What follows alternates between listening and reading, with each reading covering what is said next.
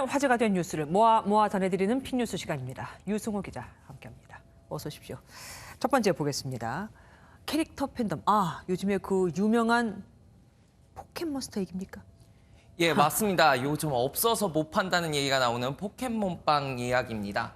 지난 2월 말 출시 후 1,400만 개가 팔렸다고 합니다. 빵 맛이 유별나서가 아니라 포장지 안에 들어있는 스티커 때문입니다. 네. 포켓몬을 보고 자란 이들에게 향수를 불러일으키고 있는 거죠. 이렇다 보니 지난해 24억 원이었던 해당 캐릭터의 한국 라이선스 매출이 올해는 껑충 뛸 것이라는 전망이 나옵니다. 그러니까 우리나라 기업이 열심히 번 돈에서 24억 원을 일본 기업에 줘야 한다 이 얘기죠. 네. 라이선스 명목으로 해외에 나가는 돈은 참 많습니다. 그러면 캐릭터 사업으로 인해서 우리가 받는 캐릭터 사업 돈이 있습니까? 결론부터 말씀드리자면 아직 미미한 수준입니다. 네. 국내 캐릭터 시장은 2020년 12조 원이었습니다. 연평균 3% 안팎으로 성장하고 있는데 시장의 대부분은 해외 캐릭터 차지입니다.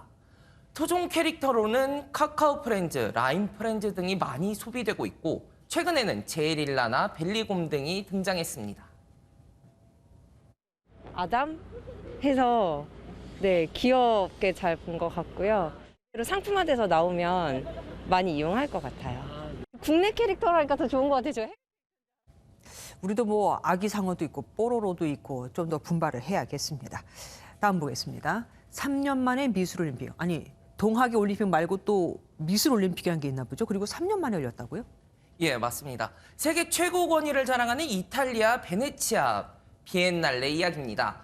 비엔날레는 미술전과 건축전이 번갈아 열리는데 올해는 미술전 차례입니다. 이번 59회째 비엔날레에는 81개국이 참가했습니다. 아시아에서는 우리나라와 일본이 국가관을 설치했습니다. 우리나라에 대한 반응 아주 뜨겁습니다. 세계적인 권위를 지닌 미술 매체 아트뉴스페이퍼는 한국관을 꼭 봐야 할 7개 국가관 가운데 하나로 꼽았습니다. 81개 나라 가운데서 그 7개 나라 안에 우리가 들었습니다. 그런데 우크라이나와 러시아도 혹시 여기 나왔습니까? 예, 우선 우크라이나관부터 말씀드릴게요. 우크라이나관에는 관람객들의 발길이 이어지고 있습니다. 전쟁으로 작품 운송에 차질이 생겨 아직까지 준비를 마치지 못했지만 러시아 침공을 당한 우크라이나에 대한 세계적인 관심이 커졌기 때문으로 보입니다. 예. 반면 러시아관은 아예 문을 닫았습니다. 러시아 작가들이 푸틴 러시아 대통령의 우크라이나 공격에 항의하는 의미로 참여하지 않았다고 합니다. 지도자의 판단으로 러시아 예술인들이 피해를 봤다고 해도 과언이 아니네요. 다음 소식 보겠습니다. 개당 100원. 뭘요? 다들 아시겠지만 지난 3년 동안 우리 귀를 쓰리게 했던 마스크입니다. 네. 최근 거리두기 해제로 그동안 사놓았던 마스크가 중고거래 시장에 쏟아지면서 개당 100원 안팎에 거래되고 있습니다. 심지어 개당 100원 아래로 내려갈 수 있다는 얘기도 나옵니다. 아무래도 사놓은 분들이 많긴 할 겁니다. 하지만 마스크 쓰기 의무가 해제돼도 그래도 난 마스크를 쓸 테야 하는 분들이 분명히 있을 거란 말이에요. 그러면은 거리두기 해제만이 이유는 아닐 텐데 또 뭐가 있습니까? 유통기한이 주요 이유 중 하나입니다. 네. 식품의약품안전처의 인증을 받은 KF 마스크의 유통기한은 제조일로부터 3년입니다.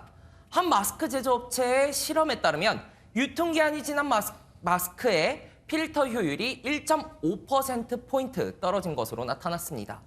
유통기한이 지난 마스크를 판매하면 약사법에 따라 1년 이하의 징역 또는 1,000만 원 이하의 벌금형에 처합니다. 한때 진짜 줄 서도 못 사는 게 마스크였잖아요.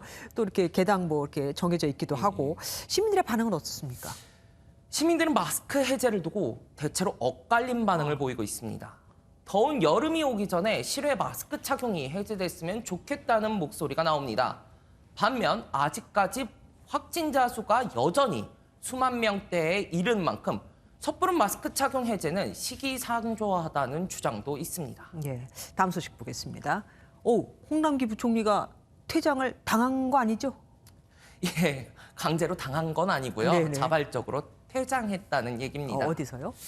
현지 시간 21일 미국 워싱턴 DC에서 열린 IMF 회의에서 있었던 일입니다. 네. 실루아노프 러시아 재무장관이 연설을 시작하자 회의에 참석한 각국 장관과 국제기구 수장 24명 중 16명이 회의장을 나갔습니다.